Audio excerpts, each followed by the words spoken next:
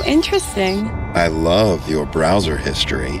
I like that you're not hiding anything from me. By the way, nice IP address. I like your neighborhood.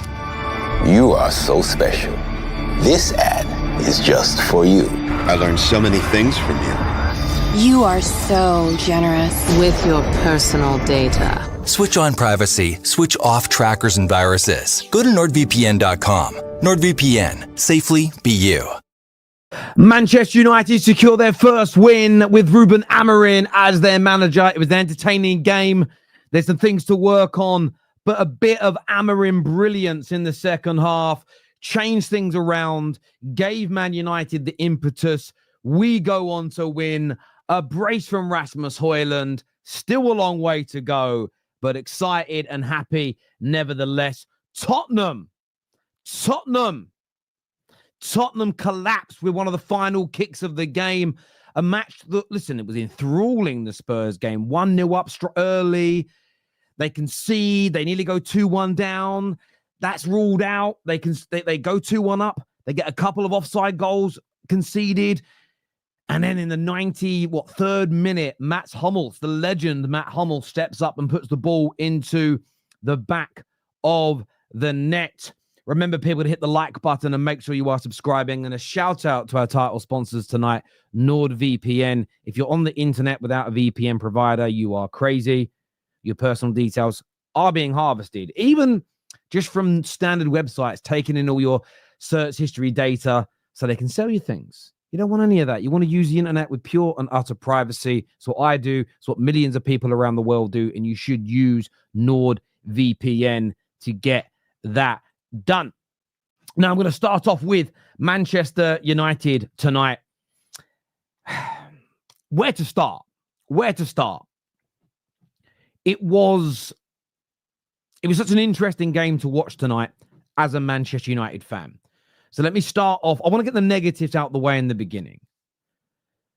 The 2 goals we conceded tonight came from identical moments of play. Centre-backs pushing out to win the ball and not winning it. Matuari for the first goal, Lissandro for the second. We were then caught out. Malacia done for pace. Excellent finish for the second goal. The first one, I felt that Martinez probably shouldn't have dropped so deep into the near his 6-yard line. And Bruno Fernandes, I know he's not a natural 6, but he's in that position, has got to get back into position. So you see some of the system issues that Manchester United are going through in those 2 goals. However, we'll get to the tweak later. In the second half, a slight adjustment to the system, and barring a few nerve-wracking moments at the end, one of which was an offside header and then a free kick we conceded, United really controlled things well in that game. So I wasn't best pleased with that. Also in the first half, I felt like the final ball was really poor. I love the space that we create. I love how we have the fullbacks really, really wide. Or in the second half, it was Garnacho doing it. What that does, it means when our number 10s kind of drift out into those inside forward positions, the fullback of our opponent doesn't know whether to go out wide or stay in deep. And typically tonight, what Bodø Glimt were doing is coming in narrow. It was creating the space in the pocket for creativity. And whether it be Malacia, Anthony got in a few times, and instead of using his right foot, used his left foot. It was just frustrating me, the lack of final ball to our attackers. And I felt at times we weren't moving the ball quick enough tonight. But look, as I say, still having teething problems with the new system, when to go, when to stay back, what positions to get back into when we lose possession. We saw this, for instance, with Chelsea in pre-season. When they were losing the ball, they looked all at sea in terms of where to be, how to regroup. And it's going to take Manchester United some time to change. However, what I'm happy with, and there's far more things to be happy with tonight than frustrated with, is there is a clear style of football. There is a formation. There's an understanding of what to do. And in the first half, look, we saw real great aggression in the beginning, which led to the goal. Excellent press from Rasmus Højlund. Pressured the goalkeeper. We win the ball. Garnacho puts it away. I was actually saying at the time, I wish the ref gave a foul because the goalkeeper would have been sent off and it might have been an easier game if we'd have got a penalty, scored it and played against 10 men. But we scored early. And then what Bodø Glimt did is they did the same thing as Ipswich. And this is still where teams, we don't have a fear factor. We still need teams to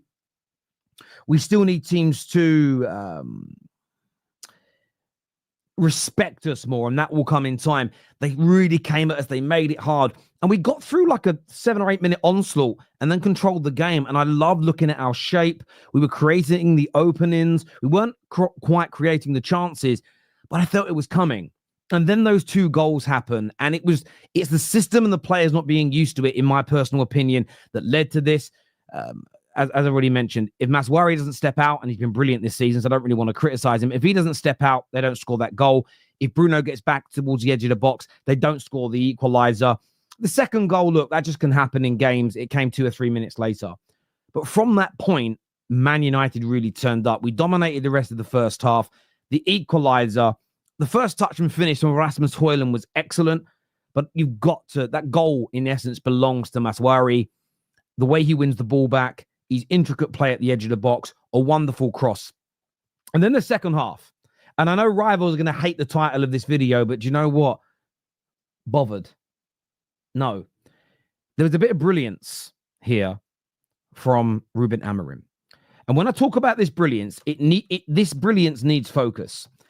Rivals are not going to care about it because they're salty.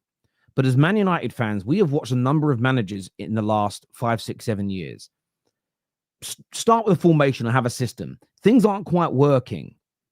And the lack of change, the stubbornness of those coaches has killed Man United. And what Ruben did, the commentators made it sound like we went to a 4-2-3-1. We didn't. And remember what, and this is what's really important for Man United fans to remember. Ruben Amorim said in his opening interview before a ball was kicked, yes, we may play with 3 at the back. Sometimes we'll go to 4 at the back. Sometimes we'll change in game. That isn't abandoning in the style. That isn't abandoning the philosophy. It's an adaptation. And what he did in the second half, they tried to make it sound like we got rid of the back 3. We didn't. We took off Malacia for Delo. But the fundamental difference was we dropped back into a back 4 instead of a back 5 when we lost possession, which I thought was significant. And Garnacho kept the width, and Delo went into the inverted position. And we just were more comfortable as a team. Ruben recognized that the other way round was creating problems. So he made an adjustment, a subtle adjustment to the system, one that isn't going to disrupt all the other elements that everybody's being told what to. The right-hand side remained exactly the same. And we then dominated every facet of that second half. That accumulated with a really good chance early on. Garnacho into to Mason Mount. Mason Mount, I thought, had a really quiet first half. Although he only played 15 minutes of the second, it's what I wanted to see. He gets an opportunity, great turn, hits the post.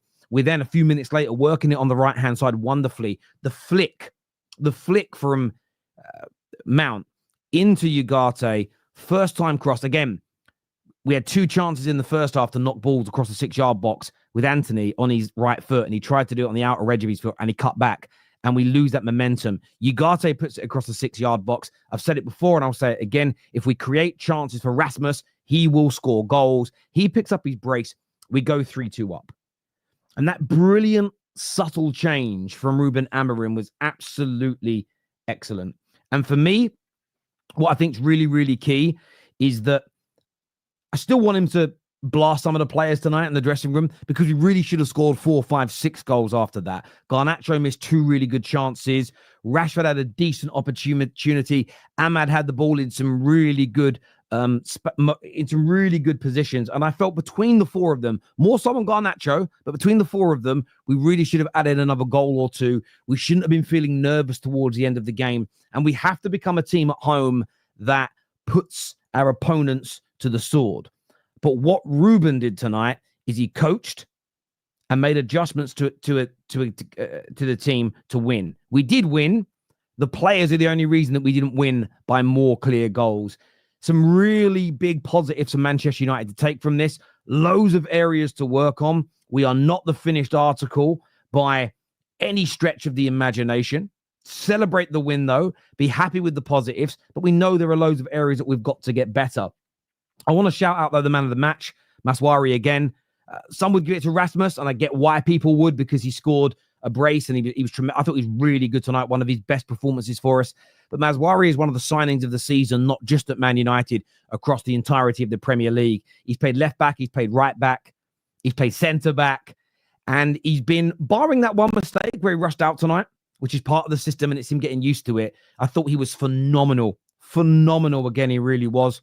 Thought Bruno and Ugarte's partnership in the middle grew, especially when they started to invert the low, and there was that more balance to the team. So some real positives for Manchester United. Loads of growth needed, but it's going to be a busy month now. 9 games over December, lots of rest time. There'll be a lot of rotation. And do you know what? I know there's not going to be a lot of training, but if Ruben gets this right, he can coach in games. You learn sometimes more through what happens in a football match. Looking, tomorrow in recovery, they can put the videos on. They can get the DVD set up tonight. I don't know if they use DVDs anymore. It's probably all done digitally, right? But they can get the video footage set up, sit the boys down when they're having their massages, when they're in their ice baths, whatever they're doing tomorrow in recovery ahead of the game on Sunday, and show them, look, you've got to do more of X, more of Y, more of Z. You've got to do less of A, B, and C. And there can be real big improvements here. There really, really can. But look, overall, as I say, and I love this here from a PSG fan. United titled the video. I don't know what that means.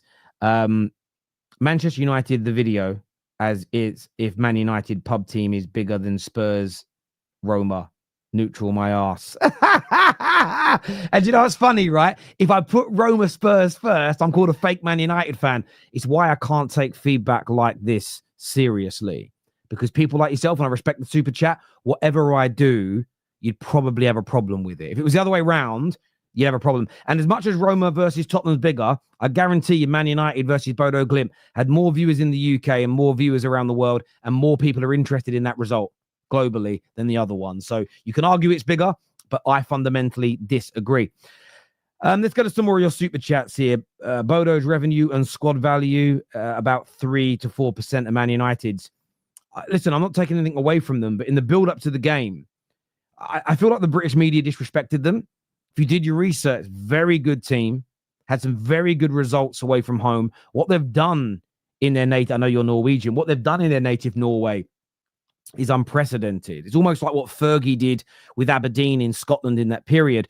And they're a well-drilled and well-oiled machine. I'm not sitting here and saying we're just beating a peak Real Madrid. But let's also not pretend that this same Man United team in the last 12 months in Europe hasn't been a shambles. In fact, this Man United team in the last 18 months in Europe and domestically has often been a shambles, regardless of the level of opponent we're against. Style of play, Terry, what you persisted about all last year. Some of the best Man United channels didn't. Even if we were to lose the match, I wouldn't care much. The style of play was amazing. Chemistry. And this is the thing for me. We're in an era where you need a defined style of play. And we had it tonight. No one's going to pretend that it was perfect. And Judge Mo's backstage. Beginning of the season when Man United started, we looked okay. Judge Mo said, look the same as last year. There's nothing to write home about, essentially because you'll end up reverting back into your normal character. I bet he says something different tonight. I bet I almost know what he's going to say without him saying it. And I mean this because I respect him it will be along the lines of, it isn't perfect. There's some problems here, but there's something to work on. And I think for me, that's why I lost faith in so many other managers that we had, because I didn't feel it mattered who we signed, who was out injured, who was coming back. I never felt there could be consistency. What I've seen in the opening 2 games, a lot of work is needed. I am not stating it's the finished article. People can twist my words if they want. But again, it's going to fall upon deaf ears if they do. But there's something here for Man United to grow from, in my personal opinion. I want to thank Jack, by the way, and Wilson, but he put the super chat in, for becoming members of the Football Terrace. You absolute legends. Do you feel bad for Delo? He's not. I don't feel bad for Delo. I wouldn't say I feel bad for Delo. That's probably the wrong way to look at it. I thought he played well when he came on, barring the back pass. The back pass almost led to a goal, honestly. Like a little nugget nearly came out of my ass, honestly. I nearly shit my pants. I was like, I couldn't believe, like, it would be so Man United to play so well in the second half, miss those chances, and then a mistake like that to happen. The crazy bit is, we went up the other end and bloody should have scored as well. Like, we should have killed the game from that point. But yeah, look, Delo will get his opportunity on the right. And that's another thing we have to take into consideration. Look what we did to our back line. Now, this was brave of Ruben. He basically finished the game with a left back who's been out injured for a year, a DM who's aging, and a fullback all playing centre back. for no other reason, in my opinion, manage a bit of game load and to test and try things, to test and try out. Well, will this player work here? The only element I'm a little concerned about, and it might be fitness, is why hasn't Mainu kicked the ball yet? Having said that, we all have sat on these shows and said, I don't like Mainu getting too much game time. I don't want him to be overused at 18, 19 years old. So maybe his games are to come later on down the line. But you should expect to win that. But considering you conceded twice against Arsenal and Liverpool, 3 goals won't be going in, and you may concede more. Of course, we should be expected to win, but what you're missing here is what I'm talking about. And that is that to become a consistent team, we need a solid style of football.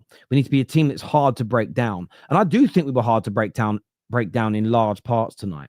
Where we were making mistakes was when players were stepping out when they shouldn't have done, as an example. And you learn from that. So this isn't about me saying we're a finished article. I don't care that we conceded. If in a year we're conceding goals like that, I'll be fuming. But there's a fundamental difference in that. Praising things that look good that I want to be developed further and made better, calling out elements I think are poor that I want to improve or disappear, is not the same, Casey, as saying, wow, we are amazing. The brilliance I'm talking about was the fundamental tweak made by Ruben Amorim. And when you research about him, before he was the Man United manager, these were the little peccadillos, the little bits of information that would come out that got people all around the world saying this is one of the best young up-and-coming managers. And as a United fan, it was exciting to see that this evening. So, yeah, a really good challenge from you there. But I'm not saying that this is the finished article. Before I bring the guys out, I just want to say on Tottenham, their game was amazing. I wish I could have watched it thoroughly. It's so hard to focus on it. End-to-end, crazy stuff. But I do think there'll be a real big feeling of disappointment amongst Tottenham fans tonight because, and I want to make sure I say this in the right way, you beat City 4-0 and then you foul to win at home from twice a leading position. What they weren't able to do tonight, and they did it so well, by the way, against City, is they were able to become compact. They were able to shut down the opponent. They were able to sort of stifle the game and suffocate it somewhat. The fact that Tottenham couldn't or wouldn't or didn't attempt to do that tonight, if I'm a Spurs fan, that is what would frustrate me. That is what would get up my nose. They're going to still qualify until the knockout stages, in my opinion, whether it's in the top 8 or in the playoffs. They're not going to get eliminated. But if they want to win this European trophy, they have to learn to become hard to break down. They have to learn to cement a lead. And their manager has been there, he's had 2 preseasons. He's had 3 transfer windows, 18 to 20 months at the football club. That's something he's got to start getting right. He's not 1 or 2 games in, finding his feet, finding his players. He has to start getting that better, in my opinion, Big Ange, because the attacking element is a thing of beauty. I love watching Tottenham attack. Their games are exhilarating. But in European football, you have to learn to shut that game out, get the win. In this position, get the 3 points. In the knockout stages, it's get the win, get through to the next round and move on. They've got to work on that, in my opinion, Tottenham. I don't have any... KJ, have any Spurs fans coming on tonight? No Spurs fans about. That's a weird one. But there we go. Terry, who are the top 8 clubs at the moment? In this tournament, let me have a little check. United are just outside of it at the moment. We're knocking on the door, but we play 2 or 3 of the teams in and around it. We actually play like Rangers are 8. So the top 8 teams, Lazio, Bilbao, Frankfurt, Galatasaray, Anderlecht, Ajax, Lyon, Rangers. Spurs have just fallen down to 9th. Man United are 12th on 9 points. So to give you an example, though, Galatasaray and 4th are on 11 points. So theoretically, depending on results, United win their next game, we could go as high as 4th. Both Spurs and Man United have got a great chance of being in that top 8, and you want to be there. You don't want the extra 2 games, and that's something United have got to fight for, in my personal opinion, as we move forward. Jerome here, he's a Spurs fan, says, Terry, we should have won the game, and again, the inconsistency is very annoying. I am so frustrated by those performances. Amazing against the champions, but can't hold a lead against a struggling Roma.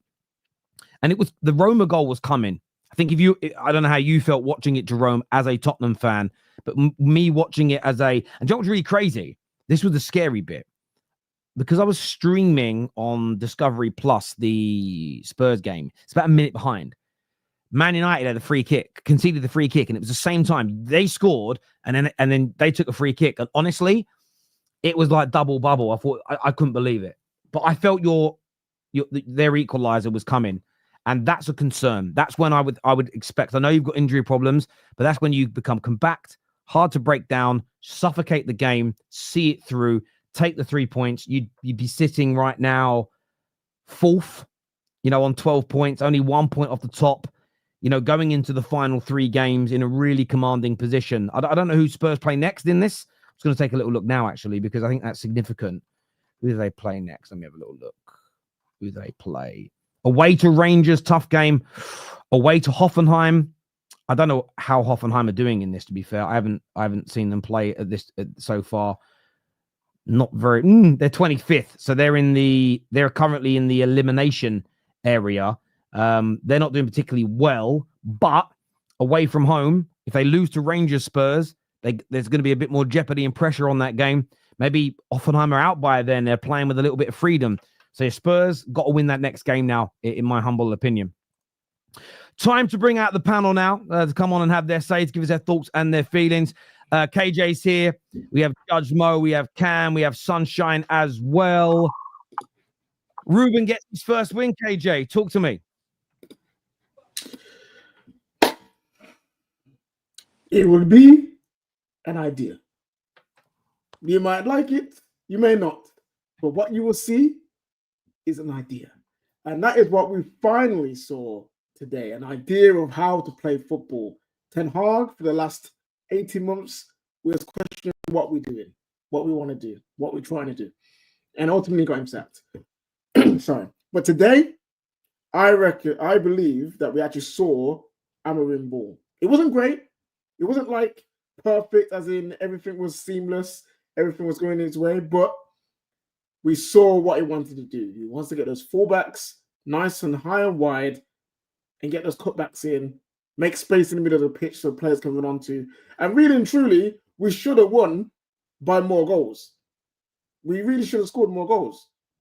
And this is what I'm happy about, because what he said on the weekend, he said, yeah, Rashford needs to score more goals and Højlund and Garnacho. But as a team, we need to be structured better. We need to keep the hold of the ball better. We need to play better so that these guys can get their opportunities. And look what happened today. Yes, we were shaky. We had 2 goals that were awful to concede. But when the confidence was there, when the guys actually started to realize that they can play the system, Bodø didn't have much. And for the majority of that game, after we equalized, we was cruising. We was keeping the ball, was playing some good football, making opportunities. I mean, obviously we scored the goal, which everyone thought it would be offside. I thought it would be offside, but it was not, because everything was timed perfectly. Because these players are good enough to play some kind of football. Now, how does that translate for the rest of the season? I don't know. But for today's game and today's performance, I'm taking more positives than negatives. Because you know what? We already know what the negatives are, and they're on display. But what we saw was some players adapting, some players getting an idea of what to do, and hopefully we can move forward and actually grow on this, because at the end of the day, we are not going to win the Premier League. We're not going to win the Champions League. But we need to build towards getting there, and you do that game by game. So yeah, overall, I'm happy. And last thing before you move on to the next person, Maswari is our best player. That is it. He's absolutely amazing. Flipping love the guy. He certainly has been. Mo, as a kind of neutral to the game, I know I've put words in your mouth earlier, you might totally shoot me down. What did you make of the Man United game tonight? The players' quality is not as good as Ruben Amorim. It's very obvious. Or they're not used to him. Like, I'm watching some of the plays and I can see exactly the pattern. Like that play, I can see it before it happens. I see Garnacho moving, I see Anthony moving, I see Mazraoui going to support Anthony, Mason Mount tucking inside.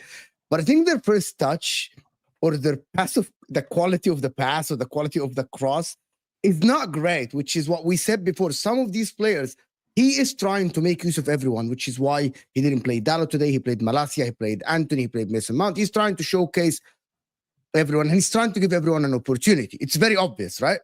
But the reality is some of them are just not good. They need to be changed at the club. I looked at today and I see the positives are Rasmus Højlund looked confident on the ball, which is something that you haven't seen for a while, which is good for him. Noussair Mazraoui is getting better and better by the game. And I told you guys, offensively, the guy is superior. I think he should play the wing back on the right side, not the right center back. When Lenny Yoro comes back, Mazraoui should be your starting right wing back, which is very obvious. He's superb. He has a vision in a cross. He has a vision in a dribble. He has a vision in a pass. And it was very obvious from his Ajax time and his Bayern Munich time. But listen, I'm not going to say that Ruben Amorim today, oh my God, it's great and everything, because he is trying to find the right players for these systems. And some of them are just good. Some of them are not good. Some of them cannot defend in spaces like Malacia, for example. That long ball was seen from the first pass and he just couldn't keep up with the guy. You need fast defenders. Garnacho, he scored, yes. I still think he wasn't great today, Garnacho, in terms of like the final product. If I'm looking at him, I wanted better from him if I'm a Man United fan.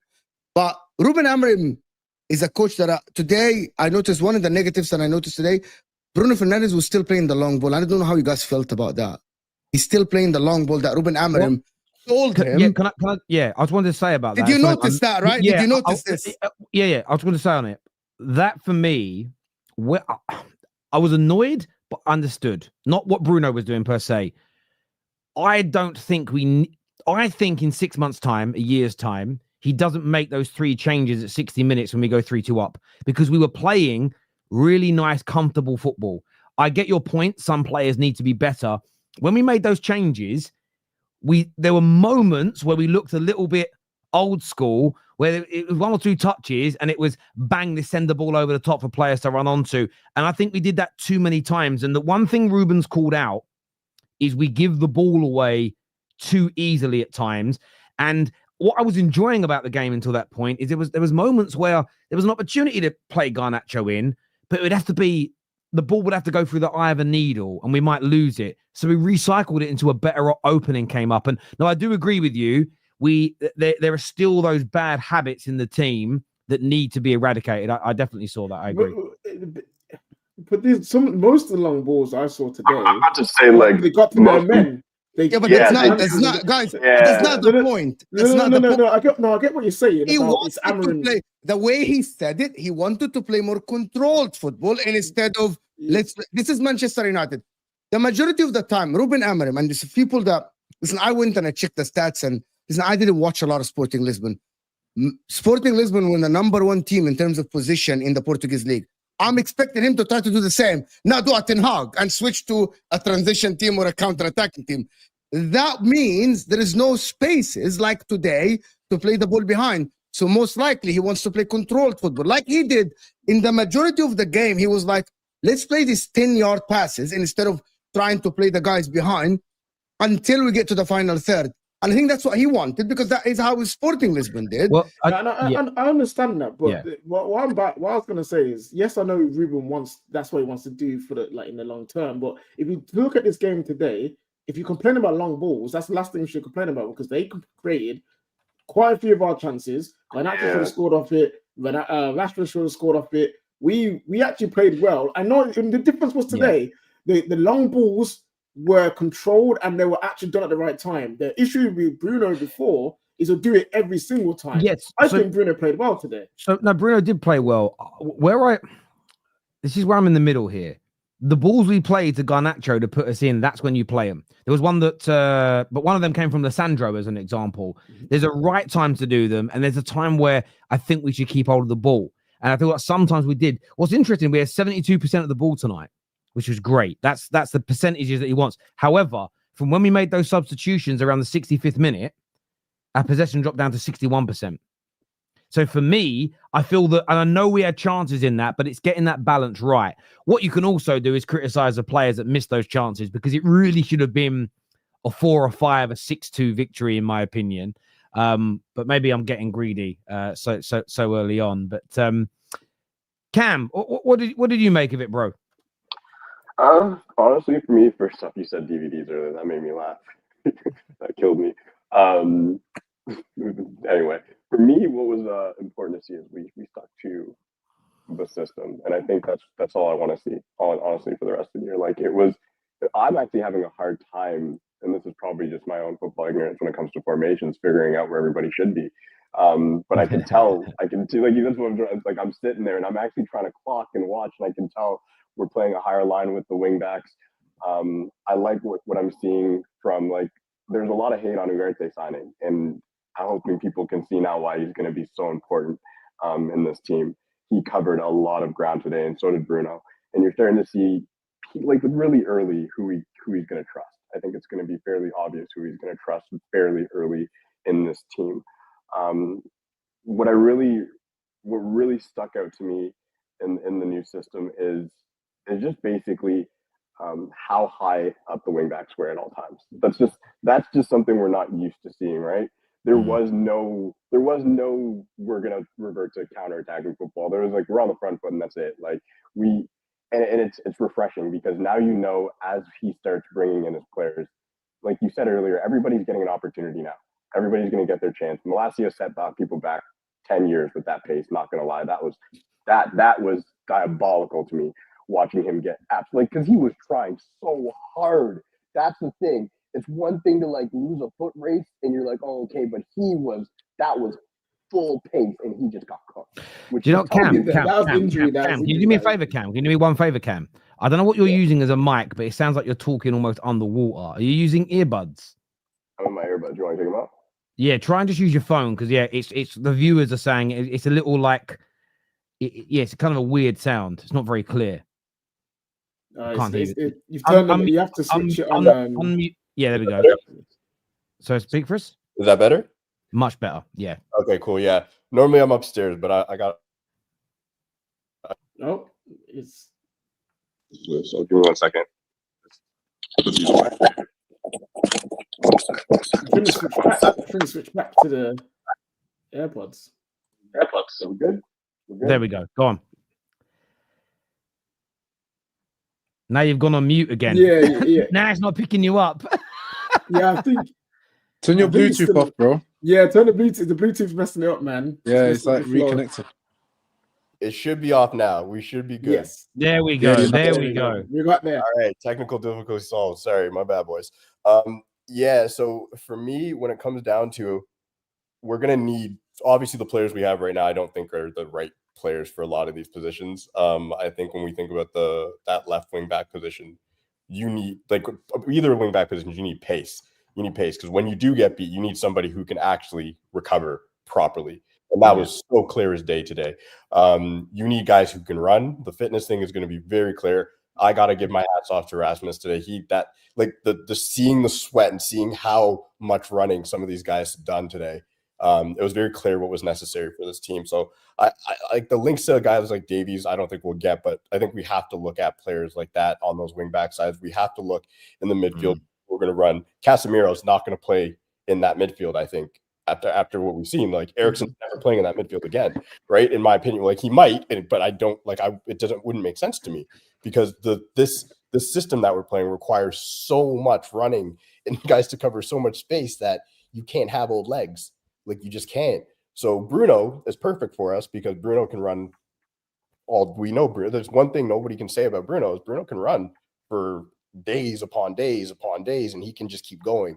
It looks like RASMUS has that fitness. So I am curious what you guys think, because when you said we missed a lot of chances, like I do think like the Rashford chance was very difficult. I also think the one Garnacho chance was difficult, and the other one was a terrible miss. When it comes to our attack, do we think we need another striker, or do we need another attacking mid? Like, what do we need? Because we do need more goals, and I'm not confident in the players we have to get them currently. Yeah, it's a difficult one, I think, because I've always felt with RASMUS, I feel like RASMUS is an old school number 9. I think he's more of, he can do a bit of hold up play, but I think he likes to play off the shoulder. We don't score enough cutback goals like he's second today. The volume of goals you see Haaland get, where the team works the ball into a position where the ball's cut back across the 6-yard line, and he taps it in. Malacia must have got in and had opportunities across the ball in that first half, across the 6-yard box 7 or 8 times, and none of them went there. Garnacho got in 2 or 3 times, and every pass he tries to cut it back to somebody nearer the edge of the box. Anthony was in twice. One time he cuts back, the other time he tries to cross it on the outside of his left foot. The one player who just drilled it nicely across the 6-yard box was Ugarte, and we score. So for me, you're never going to get 4 or 5 chances like that a game, but we should be putting that ball into that area. The boy can score goals. You know, he's got 20 goals for us in something like 42 starts, which is not a bad return. But I think we need to look. I still think we should look at other strikers. I think we should look at inside forwards. I don't think we should ever. We made this mistake at Man United, and I know that he didn't not make it because he wasn't good enough. But the club overlooked buying Haaland because we had a young Greenwood coming through. I don't think we should make those mistakes again. If there's a player, if Kvaratskhelia, for instance, is available, I don't care about the development of Ahmad. I don't care about the development of Garnacho, Rashford. If someone like that's available, you bring them in. Like, I'm using him as an example. If there's a top-class player that can score goals and or create who fits into the system that's available or attainable, I don't think Man United should concern ourselves. Well, I'll tell you as to why. Fergie didn't give a shit about Andy Cole, about Ollie, about Teddy Sheringham when he brought in Dwight York. He didn't sit, I can't do it because what about their development and game time? No, Sir Alex Ferguson's job was to win Man United trophies. And I think United fans have got to get back into that mindset where it doesn't matter about a young person's development or the game time for this guy. If someone's better or could be better, I think we should strike. So yeah, I'm more than open for new attackers coming in right across the board. At least we can actually see what we need. I think one of the issues that Man United face. So who do you think? Who do you think is gonna survive? Who do you guys want? I want you guys to say names. Name names. Who would you want to see in the future of Man United? I want to see number 1, 2, 3, and I want to see these guys. I don't think they're good enough. People will laugh because, like, you'll never get them. But he asking me what I want, so I said what I want. I want Kvaratskhelia for the left 10 position. I don't think Garnacho is ready, and I don't think Rashford's mindset is there for Man United right now. I would like Alphonso Davies in left wing back. I would like Jeremy Frimpong for the right wing back. You know, like, I don't think you need the right wing back. Have Mazraoui and Dalot. I think that's covered. I think Mazraoui's calm. Mazraoui, you know what? He could play. Dalot, you're judging Dalot because of him playing out of position. I'm not judging Dalot. Terry just said it. If we can get better, we can go and get better. Now, who is a better right wing back, Frimpong or Dalot? The answer is Frimpong because he's quicker. No, I don't think so. I actually don't think so. That's fair enough. That opinions are opinions, but this is what I'm saying. We can get better than Dalot at right wing back. Now, if Dalot can compete with that person and become better than them, I'm cool. I'm happy. But I feel like right wing back, left wing back are positions that we need. Sunshine, who do you think, to Mo's question, who do you think survives out of our current attacking group? Ideally, I think it's a difficult one, and the reason I think it's a difficult one is because we've got to look at the budget first and where we're able to prioritize first and foremost. If we were Manchester City in a situation like Manchester City, then I'd be sitting here saying, yeah, let's go get all these big names and get rid of them. You know, we saw Pep Guardiola get rid of his keeper 3 times in 3 seasons until he got it right. I don't think we are in a position to do that financially based on the 11, 12 years of rubbish that's there. So taking that into consideration, he will have to prioritize a few positions first and foremost, and whether he can get the quality that he needs there, even if it's not world class, but it's better than what we have, as to your point. I think that's the most important. So on the back of that, to answer your question specifically, a few players will probably scrape through and get an opportunity to stay another season just because they have to prioritize otherwhere else. And I'm intrigued, Sunshine. I'm sorry. So, what position do you think should prioritize? Can you just elaborate? Oh, in your opinion, yeah, definitely. In my opinion, I want another forward, another 10, another left wing back. That's my honest opinion. The forwards, so 2 attackers and 1 wing back. Okay. Well, can I ask you a question, Mo? You posed the question. When you say survive, how many years ahead are we looking? Yeah. What, three. When Omar Barada said challenge for the Premier League. Okay, so in 3 years. Okay. In 3 years, who do you think is going to be here? Okay, Ruben Amorim has to do the Arteta work, which is clear out the squad and build, right? That starts this summer. It's not like Arteta when he has big ego. That it starts this summer, right? He needs, number one, to clear Johnny Evans, Harry Maguire, and get 2 center backs that are backup. That has to be on the table, right? Answer your question then, bro. In terms of starters, you need a striker to start, right? Yeah, no, I got you. Oh, Within that 3 years, the only people that, in my opinion, that survive is obviously Onana. That's a given. I think De Ligt because of his age. Martinez, if he can stay fit. Obviously, Lenny Yoro as well. Mazraoui will obviously make it through. Bruno within the 3 years may go within the 3 years, and maybe in the second season, third season he goes, in my opinion, or at least he drops to the bench, or we start pushing him out depending on situation. I genuinely think Rashford's gone. I don't think he stays. I think Garnacho stays because of his age and development, and I think Ruben could develop him maybe off the bench and start to work him in that position consistently, because he's just not consistent enough, in my honest opinion, to bag goals, and it pisses me off respectfully when I see it. You play for Man United, you've had too many games now. Start putting it on target at least. If a keeper saves it, Cole ain't going to get, you know what I mean, ain't going to put pressure on you. But, bro, put it on target, man. I'm sick of it. You got Amad Diallo, obviously, will stay. I genuinely believe RASMUS stays, but potentially maybe the third year either gets benched or goes, depending on what we can bring in, if we can bring in. And I don't know if I've missed anyone else. Obviously, Luke Shaw, if he stays fit, I think he plays left centre-back off the bench. You saw the passes he made today, the class.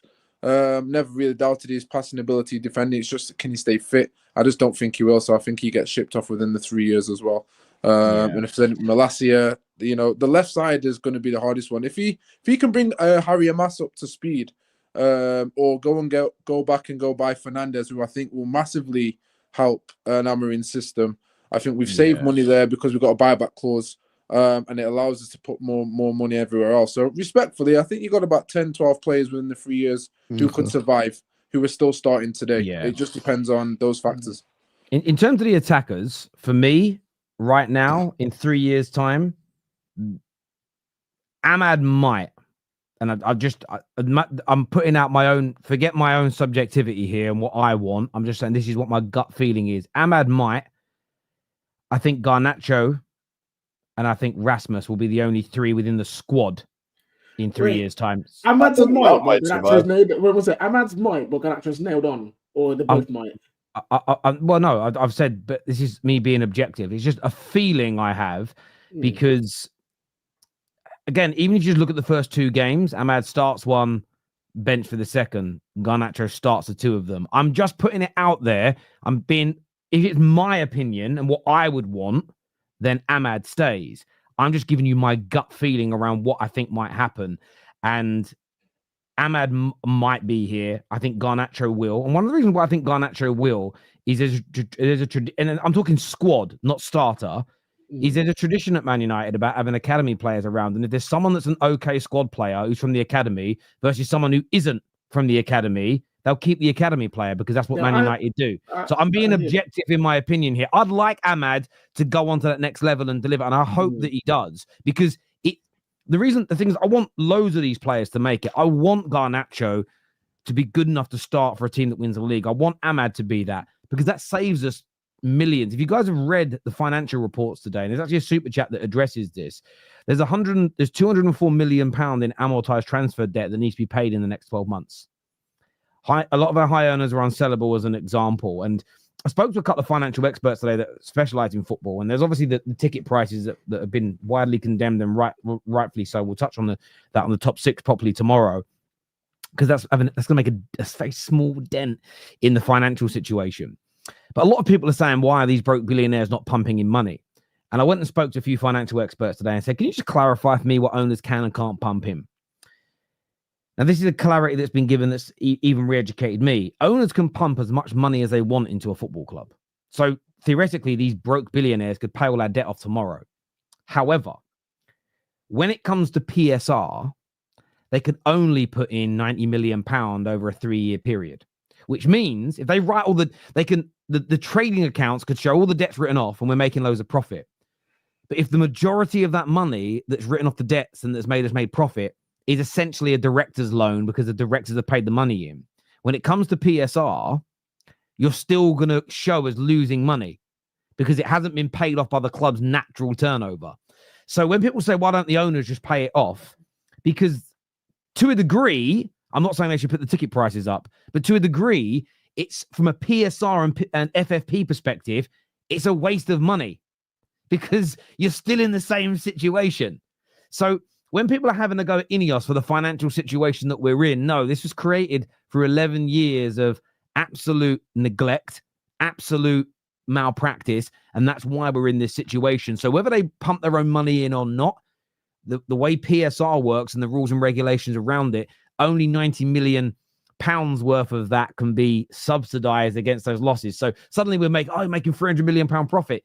Yeah, but that's because you paid off debts with owners' money. So that would all be minused out and you'd still make a PSR loss, even though you're probably making 100 million pound profit. So it becomes irrelevant along those lines anyway. That's why it was explained to me today in layman terms. So there's loads. That's why I hope, by the way, that some of these players make it, because if they can, if Mainu keeps getting better as an example, if Harry Amas comes through the academy and does really, really well, that might save us 50, 60, 70, 80 million pounds on players. You mentioned Luke Shaw earlier. Luke Shaw, because he's on quite a high wage, if he can stay relatively fit and be a backup centre-back and we're not having him marauding down that wing, that might for a few years save you 40, 50 million pounds. And I think that's where United fans, you can't just think about it like you're playing FIFA and like there's an endless supply of money. You have to look at the real situation here. But sorry, Terry, just on that point quickly, reducing his wage on a new contract, he has to take it as well. Yes, yeah. So, I mean, that could also be a point, as you say. You're going to be the full fifth choice centre back, but we're going to take your money from 200 grand a week down to 100 grand a week. That's the type of deals you may see happen. Now you'll get the uneducated will go, no ambition. It's not about no ambition. It's about the rules that are in place that are restraining the owners, regardless if they're worth 20 billion. £1 or 200 billion. There's, because if owners could pump in whatever they want, which is they can, Newcastle's owners would do it, wouldn't they? But why haven't they? They're not broke Saudi billionaires. There's no point. There's 0 point because you would still lose out on PSR, so it becomes an irrelevance.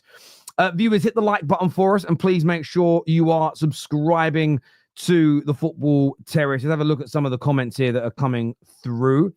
Amorim is preparing 17-year-old Goodwill. Is that a Conky for the first team? Well, there's a number of really good young players. You've obviously got the young man Martins that we bought from Arsenal. There's Kone. There's a lot of young talented players, and some of them will get opportunities. There's no doubt about it whatsoever. I will say as well, I feel like the team does need a bit more athleticism. I don't know if you guys notice that. I was going to touch on this. It does. I don't think he wants that as much. The way he played Bruno Fernandes in the pivot today next to Ugarte proves that he wants more control than athleticism. No.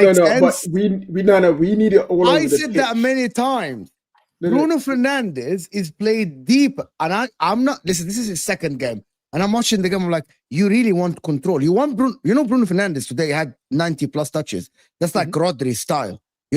He wanted Bruno to be on the ball every time, which is Bruno do that for Portugal as well. He plays a little bit deeper. He doesn't play always high next to Ronaldo and Rafael Leao. Yeah. I actually think he might play Bruno deeper a little bit or change the formation to accommodate Bruno Fernandes.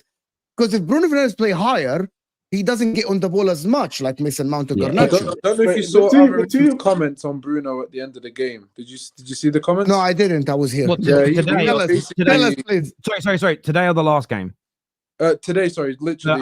What did he say? Yeah, he's basically bigging up Bruno in the sense of he's the key man to starting today's play. Of course, it was an isolation of today's game, so don't read too much into it if you're an extremist. But just taking off what he was talking about, he was explaining how important Bruno is. He's normally the first man to pick up the ball and start off the attack and press from deep. And he appreciated that and valued that. And he also touched on his work rate. I'm sure he touched on his work rate as well. So he's clearly got a play there that he's able to use. Whether we rate him or not is irrelevant. That's not part of the conversation. The conversation is Amorim sees a value in Bruno at current time for today's game.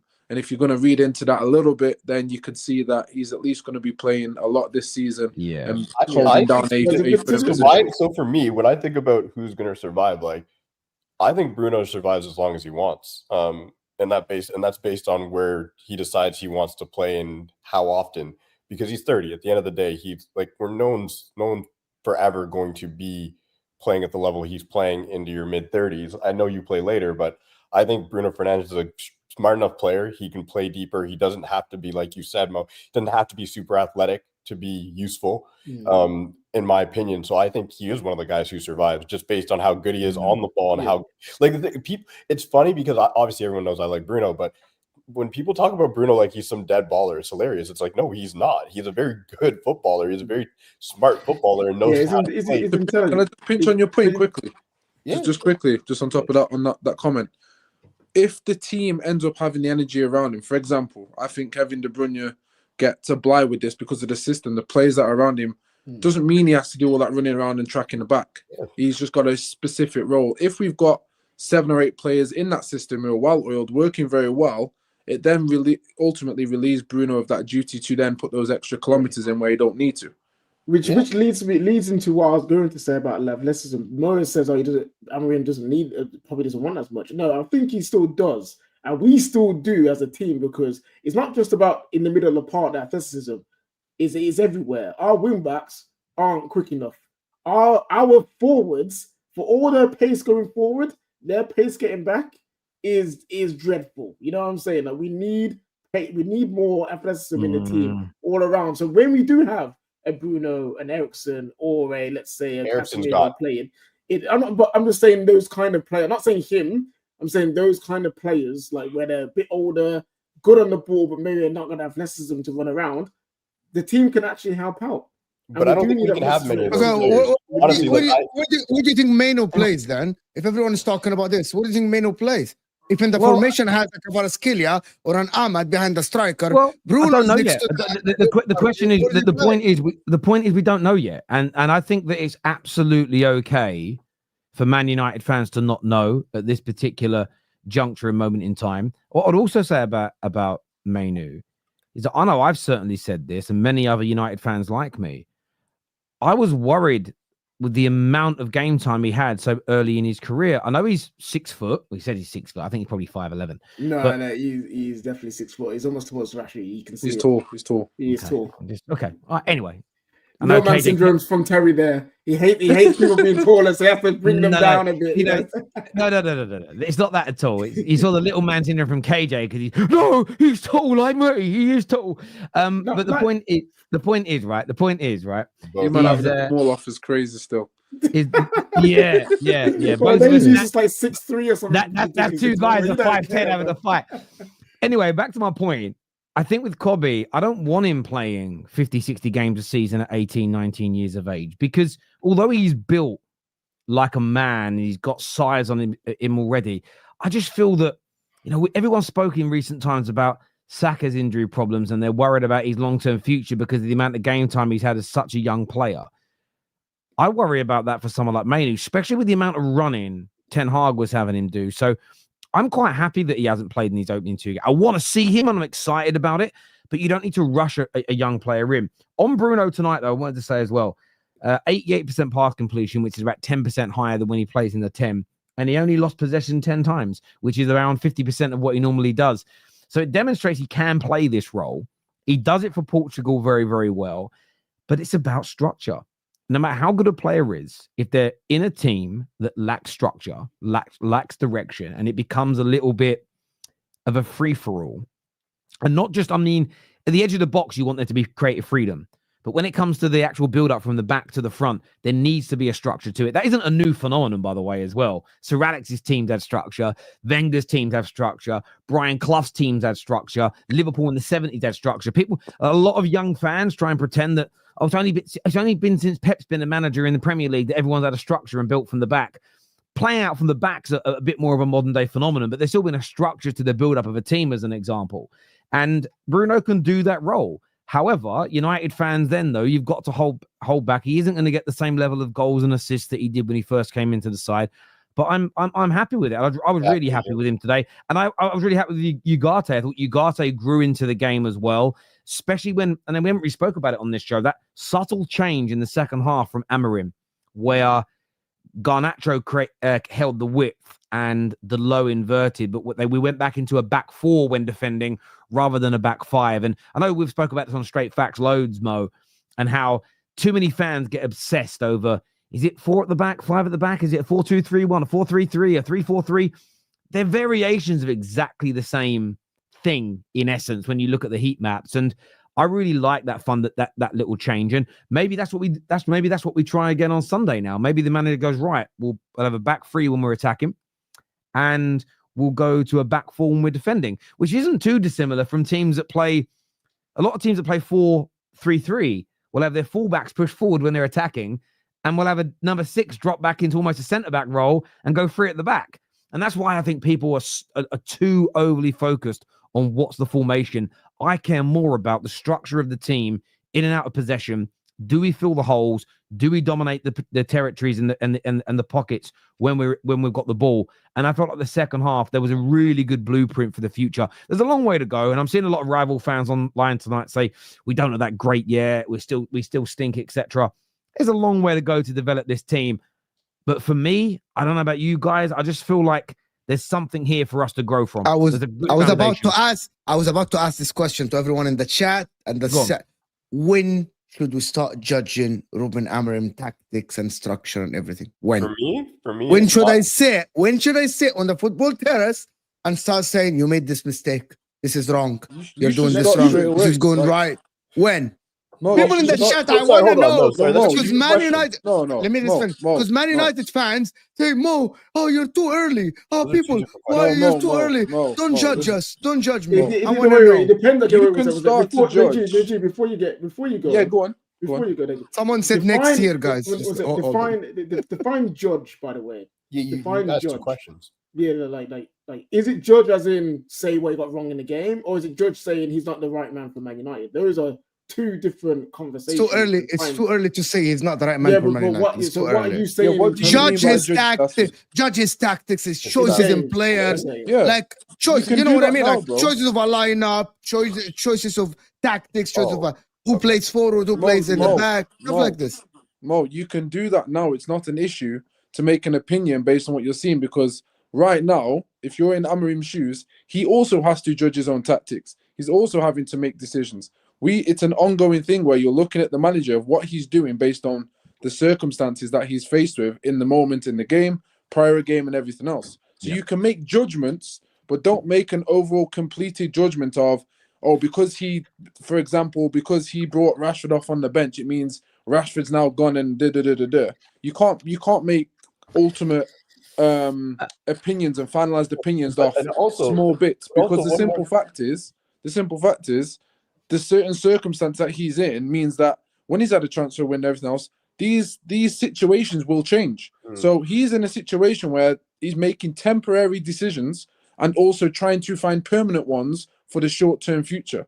Therefore, you can judge him, you can make opinions on him, but don't finalize it and go, because he's now started XYZ, he's now a shit manager. Those are those are people who just don't have perspective of just reality. That's an opinion. So real quick on that, because I look at it in 2 pieces, because if you're going to say when we start judging, for instance, the players he's selecting in the positions or whatnot, I'm not going to judge that for a bit, because right now he's figuring that out. Easy to look at it today and go, Malacia shouldn't be starting. We shouldn't try the Anthony thing. Probably isn't going to be something we're going to do, right?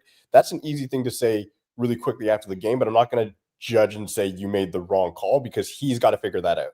So I'm not going to get mad at selection of players for a bit, because he actually has to go through the experiment. But then when we talk about the actual system and the tactics, do they work? For me, that's going to be a little bit probably in a few weeks or so, you can start seeing, okay, does this system actually, is he sticking to it? Are we seeing it? The problem we all had with Erik ten Hag was he didn't stick to what we thought he would. So it's I know what you're saying. When do we start saying, does the Amorim system work? I don't think you can actually say, does the Amorim system work until he has a run. Yeah. Why is Maresca not getting the same treatment from rivals? What do you mean? Yeah, but Why is Maresca? hang on, Mo. But again, you can't ask from whom? From us? From us rivals, five? everyone, not you guys. Hang from on. rivals. Because they're idiots. We can't. You get that all over. Listen, they're idiots. Like we aren't accountable for what dickheads online do. The same as you're not. You know, there are. I've seen some gooners. I've seen some gooners today online that are sort of completely disregarding City's injury problems. Yet will cry if they have injury problems, and it's tit for tat. They're just idiots. They're babies. Well, no one gave us that excuse, so I'm not going to give nobody else that excuse. I can't be dealing with babies. At the end of the day, like I said it about Big Ange earlier, Big Ange is a great example. I don't think he should be sacked. I think he should be backed. However, I watched him shut a game down in the right moments against City at the weekend, away from home, suffocate the game, make it hard. Tonight, I watched Big Ange's Spurs team remain spread-eagled, open wide, like they're at the dentist, until the 95th minute of the game. So he's 18 months in, so you're almost getting to a judgment point where you're saying, is he or is he not? But I think he's really good in the offensive, but I've seen it too many times where he should shut up shop and be hard to beat to see games through, and he doesn't do it. But I've seen him be able to do it. So I know he's capable. It's a decision he's making. So for instance, tonight, it wasn't defensively, we looked a little bit fragile with the way we were operating in the system. Ruben made a really brilliant change that made us more dominant in the second half. So my view is you grow from that. If we try a player in a position in this opening month or so, and it doesn't work once or twice, if he keeps doing it 3, 4, 5, 6, 7 times and it never improves, I'm going to call it out. If we keep having the same problems defensively as we have done in the first half today, and he doesn't change it in the long term, I'm going to end up judging it, because that's what Ten Hag did in the last 18 months. We all saw the holes in midfield. We all saw Ten Hag's island. He literally addressed it in the last 4 games of last season and the FA Cup final, and we won all those games, right? And you go, okay, well, you found the solution here. New season begins. He fucking gets rid of it again. That's more what I'm focusing on. Does he find the solutions to win? Great. Work on them and make them better. You've tried player X in this position, doesn't work. Don't do it again. It's 2 games in, so exceedingly small sample size. I'm not going to judge him yet, but I will criticize the things that he gets wrong, and I think that's fair. But we do live in a weird world. We do live in a strange world now where people take criticism as judgment. You know, every time I don't criticize KJ that often because he's very good at his job, but every now and then I'm like, this needs to be a bit better. Because KJ's a real man. He doesn't go, oh, Terry don't like me, hates me because he said I got something wrong. That's not how grown-ups work. Criticism doesn't equal you're shit at something or you're a horrible person or you should be sacked. It's just this needs to be a little bit better. These things were great. And Man United fans have got to learn I saw someone today put a thread out about a certain Man United fan online and how much he abuses Bruno Fernandes. Put a thread out of all the guys' tweets about Bruno. I saw that thread. And there was a few bits in there where he's like, oh, man's a fraud, right? But that's in-game. I've been in stadiums. People say worse. It's like all he did was criticize Bruno. And then he got angry because he took a picture with him and said, that's my midfielder. I criticize loads of players that I like. It's the nature of the beast. I've called some of my favorite players of all time very horrible names in the moment when they've missed chances. You don't mean it. But we live in a very fragile world where everything's polarized. And if you criticize someone, that means you hate them. If you praise someone, you don't think you can do any wrong. And I don't know. I just don't want to get into that with Ruben. We'll criticize him from day one, but I think judgment is many, many, many months away, personally. To answer that, just very simple, guys. The reality is Ruben Amorim is an experienced manager. He wasn't Arteta. He's not Maresca when he joined. He's like Ten Hag. He is someone who has won league titles, who has brought a team from the trenches all the way up, who has made superstars like Eucharist. And the reality is, looking from outside, I'm not a rival of Man United, but I don't like Man United. So I'm going to judge Amorim. The reality is, Amorim inherited a squad that you guys, not you, Man United fans, sit on shows and say it's a good team. So I'm judging him in a short time. Not giving him 18 months, not giving him 2 years. Not good team. We had better. A players lot than of Man people United fans say we have a good team. Our team is as competitive as Chelsea. Well, So Mo, Amorim's just for resume clarification. is better. Amorim's resume is way better than a Maresca resume. Mo, Yeah, a lot of Man that- United that's fans true. say that. It's simple. Well, also, I need to call you out one thing though. He's I've not got to he's shoot not quick, going just to quickly. stay. So I'm going to be quick. He's not going Yeah, to go stay on, bro. resume as Ten Hag. You know why? Because Ten Hag was what 10, 11, 12 years into management. My man Ruben is on 4 years. He's experienced, but not as much as Ten Hag was. Ten Hag took over Ajax, who was 4 years without a trophy.